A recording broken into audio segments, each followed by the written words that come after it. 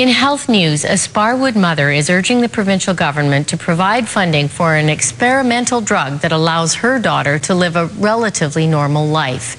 3.5-year-old Rosie has PKU. It's a rare metabolic disease that forces her to follow a very strict diet. If she doesn't, her cognitive development will be severely impaired. As Robin Stickley reports, the drug helps Rosie, but if the government won't cover it, her family won't be able to keep her on it once the trial ends. And we have some vegetables and some buns.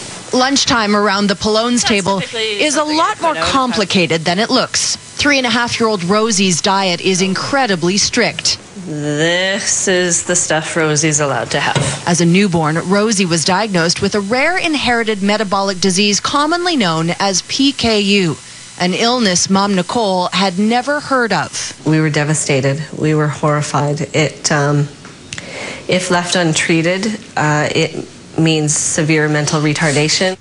Oh, not too Rosie's food has to be carefully managed. She's missing an enzyme that breaks down protein, specifically the amino acid called Phe. 16 grams. When that amino doesn't break down, it builds up in her blood and becomes toxic to her brain. See, it's all crushed up. For the past 2 years, Rosie's been part of a drug trial. Kuvan reduces the Phe levels in her blood.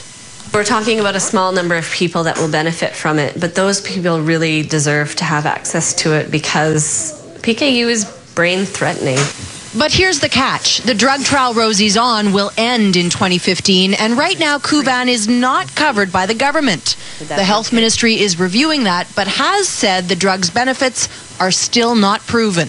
The best medication available has been analyzed by the Common Drug Review agency at the federal level, and they have recommended against covering it. They feel it's important enough to screen for it at birth. They feel it's important enough to pay for the essential low-fee formulas. I don't see how they could not approve the funding for Kuvan. Nicole believes the drug would cost her family about $100,000 a year, and that's something they simply cannot afford.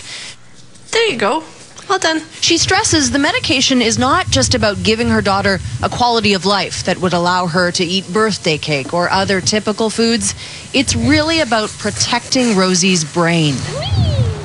Rosie's a fantastic little girl, and she deserves to have access to the best treatments out there. And she wants to be a doctor when she grows up.